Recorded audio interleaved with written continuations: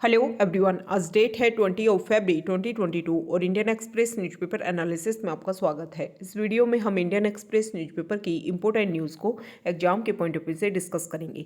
नीचे description box में Telegram channel Volcano IAS Academy का लिंक दिया हुआ है। आप Telegram channel Volcano IAS Academy के साथ में जुड़ सकते हैं। वहाँ पर हर exam means UPSC, state PSC and other exams के पॉइंट ऑफ व्यू से काफ़ी इंपॉर्टेंट इन्फॉर्मेशन आप सभी के साथ में शेयर की जाती है। तो चलो स्टार्ट करते हैं। वीडियो को स्टार्ट करेंगे एक ज्योग्राफिकल मैप क्वेश्चन के साथ में। और आज आपका क्वेश्चन ये है कि नर्मदा रिवर को आपको सबसे पहले मैप में व्यू करना है, फिर इससे रिलेटेड हर इंपॉर्टेंट फैक्ट्स को एंड इन्फॉर्मेशन को कमेंट बॉक्स में टाइप करना है। इंडियन एक्सप्रेस न्यूज़पेपर के फ्रंट पेज पर जो इम्पोर्टेंट न्यूज़ है वो बिहार स्टेट को लेकर के है। वहाँ पर नल जल स्कीम में कुछ इरेगुलरिटीज़ देखने को मिली, तो उसको लेकर के बिहार गवर्नमेंट ये कोशिश कर रही है कि ट्रांसपेरेंसी लाने के लिए हर उस प्रोसीजर को फॉलो किया जाए, ताकि यहाँ पर इस स्कीम में जो इरेगुलरिटीज़ देखने को मिली उस चीज़ को हम क्लियर कर सकें और जो भी प्रोसीजर है उसको अच्छे तरीके से हर पॉलिसी को इम्प्लीमेंट करने की कोशिश कर सकें। नेक्स्ट इम्पोर्टेंट आर्टिकल जो है वो पेज नंबर 5 पर, यहाँ पर जो आर्टिकल रिलेटेड है आप सभी को पता है अभी प्रेजेंट टाइम में 5 स्टेट्स में इंडिया में जनरल इलेक्शन चल रहे हैं, जिनमें से आज जो है 20 फरवरी को पंजाब की 117 सीट के लिए और उत्तर प्रदेश में थर्ड फेज़ के इलेक्शन 59 सीट्स के लिए यहाँ पर कंडक्ट होने वाले हैं। अब आपको क्या ध्यान में रखना है, इन स्टेट्स की जितनी भी कंस्टिट्यूएंसी सीटेज हैं वो आपको पता होनी चाहिए। इसके अलावा अगर आप इन स्टेट से बिलोंग करते हैं तो जनरल अवेयरनेस के लिए आपको पता होना चाहिए कि इन स्टेट्स का, दोनों स्टेट्स का लोकसभा में और राज्यसभा में क्या रिप्रेजेंटेशन है, ये आपको क्लियर होना चाहिए। क्योंकि आप अगर स्टेट पीसीएस देते हो तो भी वहाँ पर इस तरीके से क्वेश्चंस पूछे जाते हैं। इसके अलावा जो अदर एग्जाम्स होते हैं, अगर आपके स्टेट के जो अदर एग्जाम्स हैं जिसमें सिविल सर्विसेज के अलावा जो अदर एग्जाम्स हैं उनमें भी इस तरीके के क्वेश्चंस आपसे पूछे जाते हैं। नेक्स्ट इंपॉर्टेंट आर्टिकल है वो पेज नंबर, यहाँ देखिए वो रिलेटेड है पेज नंबर 7 पर। यहाँ पर जो आर्टिकल है वो अरुणाचल प्रदेश स्टेट को लेकर के है। इस आर्टिकल में ये बताया गया है कि अरुणाचल प्रदेश को एग्जिस्टेंस में आए हुए 50 ईयर्स कंप्लीट हो गए हैं और 36 ईयर जो है वो अरुणाचल प्रदेश को राज्य का दर्जा, स्टेट का दर्जा मिले हुए हो गए हैं। अरुणाचल प्रदेश की अगर हम बात करें तो 1972 में अरुणाचल प्रदेश को as a union territory declare किया गया था। उसके बाद में 1987 में अरुणाचल प्रदेश को एक कंप्लीट स्टेट का दर्जा दे दिया गया। 1987 में अरुणाचल प्रदेश के साथ में 2 स्टेट और, जिसमें से एक मिज़ोरम और एक गोवा, इन दोनों को भी स्टेट का दर्जा दिया गया था। इससे पहले अगर हम बात करें तो मिज़ोरम जो है उसको, यूनियन टेरिटरी ऑफ मिज़ोरम जो है उसको फुल स्टेट का दर्जा मिला। लेकिन इसके बाद में जो गोवा की अगर हम बात करें तो गोवा जो है उसको एक टेरिटरी के रूप में, मतलब वो भी एक यूटी के रूप में एस्टेब्लिश था, बाद में उसको कंप्लीट स्टेट का दर्जा वहाँ पर दिया गया है। तो इस तरीके से जो इनकी इन्फॉर्मेशन है, क्योंकि क्वेश्चन जो है वो यूनियन एंड टेरिटरी ये काफ़ी इंपॉर्टेंट है, हमें पता होना चाहिए कि हमारे इंडिया में कौन सा स्टेट कब एग्जिस्टेंस में आया और क्या प्रोसीजर रहा, किस तरीके से जो हर स्टेट को बनने का, पहले वो यूटी था या फिर कंप्लीटली किसी स्टेट से बाइफरकेट होकर के वो स्टेट बना है। ये सारी जो जनरल अवेयरनेस है वो आपको पता होनी चाहिए। ओके, तो इसके लिए आप एम लक्ष्मीकांत को रेफर कर सकते हो, वहाँ पर एक क्लियर चैप्टर है, वहाँ पर आपको कंप्लीट शो कर रखा है। अभी प्रेजेंट टाइम में जो नई रिकमेंडेशन हुई है, नई जो पॉलिसीज इंप्लीमेंट की गई हैं, कुछ आपने यूटीज़ देखी और कुछ आपने नए स्टेट्स देखे, तो आपका क्वेश्चन ये है कि आपको बताना है कि प्रेजेंट टाइम में इंडिया में कितने तो स्टेट्स हैं और कितनी यूटीज़ हैं। तो ये जो चीज़ें हैं वो आपको क्लियर होनी चाहिए। अभी करंट की जो चीज़ है उससे को आप करंट से रीड कर सकते हो, और जो एक रेगुलर जो प्रोसीजर है उसको आप एम लक्ष्मीकांत में क्लियर एक चैप्टर है वहाँ जाकर के उसको रीड कर सकते हो। नेक्स्ट इम्पोर्टेंट आर्टिकल जो है वो यहाँ देखिए, ये जो आर्टिकल है इसमें हमारे प्राइम मिनिस्टर ने पूरे एशिया का सबसे पहला, सबसे बड़ा अगर हम बात करें तो इंदौर, मध्य प्रदेश का जो इंदौर डिस्ट्रिक्ट है वहाँ एशिया का largest bio CNG plant establish किया है, उसका इनॉग्रेशन किया गया हमारे प्राइम मिनिस्टर के द्वारा। अब इस आर्टिकल में हमारे प्राइम मिनिस्टर ने ये बोला कि ये जो भी एफर्ट्स हैं वो एक तरीके से हमारा स्वच्छ भारत 2 कैंपेन जो है उसमें, उसके तहत ये काम किया जा रहा है। हम देखते हैं कि बहुत सारी जो हमारी सिटीज़ हैं वहाँ पर एक एक्सट्रीम बहुत बड़ा माउंट आपको दिखेगा गार्बेज का, उसको हमें रिमूव करना है। वो जो भी पाइल्स है वो जो भी एक तरीके पाइलअप हो रखा है गार्बेज, उसको हमें रिमूव करके बायो सीएनजी प्लांट्स के थ्रू हमें एनर्जी में उसको ट्रांसफ़र करना है, ताकि एकदम क्लीन जो सिटी है वो हम प्रोवाइड कर सकें। हमारे जो भी स्मार्ट सिटी के जो प्रोजेक्ट्स हैं उनको हम अच्छे से इम्प्लीमेंट कर सकें, हमारी बेसिक जो हर्डल्स है वेस्टेज की उसको हम सोल्व कर सकें, और अल्टरनेट उसका ढूंढ सकें कि एनर्जी में कन्वर्जन, ताकि एनर्जी का जो यूज़ है वो भी हम कर सकें, और ये सारी जो प्रॉब्लम्स हैं उसका सॉल्यूशन के रूप में हम बेहतरीन जो सस्टेनेबल यूज़ है उसको हम फॉलो अप कर सकें। नेक्स्ट इंपॉर्टेंट आर्टिकल, हमारे जो एक्सटर्नल अफेयर्स मिनिस्टर हैं वो प्रेजेंट टाइम में यूरोपियन कंट्रीज़ की विजिट पर हैं।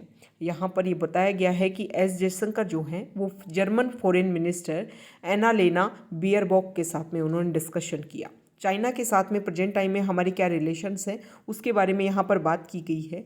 इसके अलावा यहाँ पर ये भी डिस्कशन किया गया कि किस तरीके से चाइना के साथ में प्रेजेंट टाइम में अगर हम देखें तो हमारे जो बायलेटरल रिलेशंस है और भी बहुत सारे ग्लोबल इश्यूज़ की, जैसे टेररिज्म, क्लाइमेट चेंज, इसके अलावा वैक्सीनेशन प्रोग्राम, इसके अलावा अगर हम देखें तो इंडो पैसिफिक रीजन काफ़ी ओपन एंड फेयर हो सके, साइंस एंड टेक्नोलॉजी, बहुत सारे इशू है जिनके ऊपर डिस्कशन हुआ। लेकिन चाइना के साथ में किस तरीके के रिलेशन हैं उनको लेकर के भी यहाँ पर डिस्कशन हुआ। इसमें बोला गया है कि चाइना के लिए, चाइना के साथ में जो हमारे बायलेटरल रिलेशंस है वो काफ़ी डिफिकल्ट फेज़ में प्रेजेंट टाइम में चल रहे हैं, और इन रिलेशंस को बेहतरीन करने के लिए वैसे एक प्रोसीजर भी फॉलो किया जा रहा है, डिसएंगेजमेंट प्रोसीजर के बारे में भी यहाँ पर बताया गया है। नेक्स्ट इम्पोर्टेंट आर्टिकल रिलेटेड है यहाँ पर इकोनॉमी बेस पर। यहाँ पर ये बताया गया है कि कोविड के बाद में अगर हम देखें तो हमारे इंडिया में जो लोग हैं, जो पीपल जो है, पॉपुलेशन जो है वो हेल्थ, फिटनेस, न्यूट्रिशन इन सभी को लेकर के मोर कॉन्शियस हो गई है। 94% इंडियन जो हैं वो अपनी फैमिली की हेल्थ के लिए अवेयर हो गए हैं। अगर हम कंपैरिजन करें ग्लोबली लेवल पर तो 82% लोग जो हैं वो ही हेल्थ के लिए कॉन्शियस हैं। 52% of respondents in Indian think changes in their approach to mental well-being will persist beyond COVID-19 against 39 globally। Okay, तो हर सेक्टर में अगर हम देखें तो हमारा इंडिया जो है वो मोर फोकस कर रहा है। यूरोपियन और एशियन नेशंस को अगर हम देखें तो फूड, सप्लीमेंट्स इन सब को अडॉप्ट किया जा रहा है। इंडियन कंज्यूमर जो है वो अभी भी एक तरीके से फूड और होम रेमेडीज़ के ऊपर ज़्यादा फोकस कर रहा है। डाइटरी सप्लीमेंट्स मार्केट की बात करें तो इनका जो कर्व है एक तरीके से हर्बल सप्लीमेंट मतलब आयुर्वेदा की तरफ, योगा की तरफ जो लोगों का रुझान है वो काफ़ी ज़्यादा इंक्रीज हुआ है। ओके, नेक्स्ट इम्पोर्टेंट आर्टिकल यहाँ देखिए, फॉरेन पेज पर है। यहाँ पर यूक्रेन और रशिया के इशू को लेकर के है। ये बताया गया है कि अमेरिका के प्रेसिडेंट ने इम्पोर्टेंट स्टेटमेंट दिया। उन्होंने बोला कि पुतिन जो है मींस रशिया के जो प्रेसिडेंट है वो एक वार की तरफ अपने आप को आगे बढ़ा रहे हैं। अभी प्रेजेंट टाइम में हमने देखा कि बॉर्डर एरियाज़ में अपने जो भी ट्रूप्स हैं उनको रिमूव किया था रशिया ने, लेकिन अभी प्रेजेंट टाइम में वहाँ पर कुछ मिलिट्री ड्रिल्स देखने को मिल रहे हैं। रशिया अपनी तरफ से बोल रहा है कि हम हमारी कुछ एक्सरसाइजेस यहाँ पर कंडक्ट करवा रहे हैं। जैसे एक्सरसाइज कंडक्ट होगी हम इनको जो भी हमारे जो न्यूक्लियर वेपन्स ट्रूप्स हैं उनको वापस यहाँ से रिमूव कर लेंगे। लेकिन यूएसए का ये भी मानना है कि प्रेजेंट टाइम में रशिया को सपोर्ट किया जा रहा है चाइना के द्वारा, और चाइना जो है वो चाइना ने अपनी तरफ से बात भी बोला है कि रशिया के जो भी कंसर्न हैं उनको अदर कंट्रीज़ को, वेस्टर्न कंट्रीज़ को सुनना चाहिए। तो वेस्टर्न कंट्रीज़ में एक फियर का माहौल है। उनको लगता है कि अगर रशिया और चाइना जो है वो एक साथ आते हैं तो बहुत ग्लोबली लेवल पर जो वर्ल्ड है वो एक मल्टीपोलर ऑर्गेनाइजेशन में चेंज हो जाएगा, और इसकी वजह से बहुत सारे इशूज, कॉमन इशूज जिनमें अगर हम बात करें तो आपको पता है कि क्लाइमेट चेंज एक इशू है, टेररिज्म एक इशू है, प्रेजेंट टाइम में वैक्सीनेशन एक इशू है। इसके अलावा अगर हम बात करें, क्लाइमेट चेंज हो गया, टेररिज्म हो गया, वैक्सीनेशन हो गया, हाँ इंडो पैसिफिक रीजन हो गया, Indo Pacific region, science and technology की बहुत सारी चीज़ें हो गई। ये कुछ कॉमन इश्यूज हैं जिनके लेकर के आप ऐसे नहीं सोच सकते कि क्लाइमेट चेंज, अच्छा चाइना में पॉल्यूशन हो रहा है, यूएसए को क्या फ़र्क पड़ेगा। आईपीसीसी की लास्ट ईयर आपने रिपोर्ट देखी होगी और उसमें आपने ये देखा होगा कि टाइम के साथ में हमारे जो टेम्परेचर है वो इंक्रीज़ होता जा रहा है, जिसकी वजह से सी लेवल इंक्रीज हो रहा है। अब सी लेवल की बात आई है तो हम आपसे यहाँ पर कुछ डिस्कस कर लेते हैं। देखो, सी लेवल जो है वो इंक्रीज़ होता है कि आपकी अर्थ के ऊपर जो आइस है या फिर माउंटेन के ऊपर जो आइस है, अगर वो पिघल रही है, वो मेल्ट हो रही है, तो उससे आपका सी का जो लेवल है वो इंक्रीज़ होगा। तो लेकिन अगर सी में पहले से ही सी का वाटर का टेम्परेचर इतना कम हो गया और वो बर्फ़ में चेंज हो गया, तो उससे अगर वो मेल्ट होगी एक टाइम के बाद में, तो उससे सी लेवल इंक्रीज़ नहीं होगा। ये आपको ध्यान में रखना है। इसको लेकर के स्टेटमेंट दे दिए जाते हैं, पूछ लिया जाता है कौन सा ट्रू स्टेटमेंट है। तो अर्थ के ऊपर अगर बर्फ़ है या फिर माउंटेन्स के ऊपर बर्फ़ है, वो मेल्ट हो रही है, तो आपका सी लेवल इंक्रीज़ होगा। सी आइस की वजह से, आइसबर्ग की वजह से आपका जो सी लेवल है वो इंक्रीज़ नहीं होता है। अब यहाँ पर आईपीसीसी की रिपोर्ट हमने देखी, टेररिज्म भी इशू हम देखते हैं। तो ये कुछ ऐसे इशू हैं, इनको हमें कॉमनली सोल्व करना होगा। और अगर हमारा वर्ल्ड जो है वो अलग अलग पार्टीशन में, अलग अलग ग्रुप्स में बट जाता है, तो इसकी वजह से आने वाले टाइम में काफ़ी सारे इशू जो हैं वो क्रिएट हो जाएंगे। ओके, तो इसको अगर हमें सॉल्व करना है तो हमें जो कंट्रीज़ हैं उनको एक तरीके से डिफ्रेंशिएट नहीं करना होगा, उनमें जो पार्टीशन है वो कम से कम करना होगा, तभी जाकर के इन कॉमन इश्यूज़ को हम सॉल्व कर पाएंगे।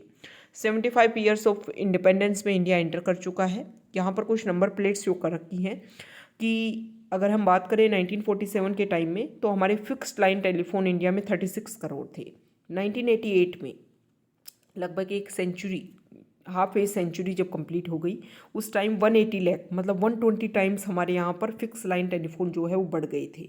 और मोबाइल फ़ोन जो है उसके बारे में यहाँ पर बताया गया है कि धीरे धीरे जो है वो मोबाइल फ़ोन बहुत ज़्यादा, प्रेजेंट टाइम में अगर हम देखें 87.37% पॉपुलेशन जो है वो वायरलेस और फिक्स लाइन फ़ोन जो है मार्च 2020 में रूरल इंडिया, जिसमें 58.79% मीन्स 52 करोड़ लोग जो है उनका शेयर इतना आता है। तो अगर प्रेजेंट टाइम में हम देखें तो हमारी कंट्री में टेक्नोलॉजी की तरफ जो है वो ज़्यादा इंक्रीज़ होने को देखने को मिल रहा है। यहाँ पर एक बता रखा है एक एग्जाम्पल के थ्रू कि धारावी जो है, धारावी में largest public toilet in the country, मतलब पूरी कंट्री में अगर हम कंपैरिजन करें तो इस तरीके की सुविधा यहाँ पर बनाई गई है।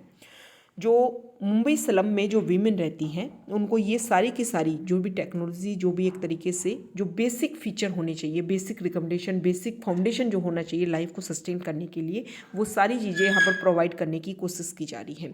इसके अलावा clean facilities, night time services जो हैं वो एक बिगेस्ट प्लस, मतलब एक एक्स्ट्रा बेनिफिट यहाँ पर देने की कोशिश किया जा रहा है। ये कोशिश की जा रही है कि लोगों को क्लीननेस, हाइजीनिक जो चीज़ें हैं वो अवेल हो सके। इसके अलावा अगर हम बात करें तो बहुत सारे जो हमारे इश्यूज हैं, जैसे वीमेन सिक्योरिटी इश्यूज हैं, तो अगर इस तरीके की जो बेसिक फाउंडेशन हम प्रोवाइड करते हैं तो इससे बहुत सारे इश्यूज जो हैं वो काफ़ी ज़्यादा सॉल्व हो जाएंगे। तो ये आज का हमारा इंडियन एक्सप्रेस न्यूज़पेपर का डिस्कशन था। अगर आप यहाँ तक आए हैं, वीडियो आपको अच्छा लगा है तो प्लीज़ वीडियो को लाइक कर दीजिए, शेयर कर दीजिए और चैनल को सब्सक्राइब कर दीजिए। Okay, thank you.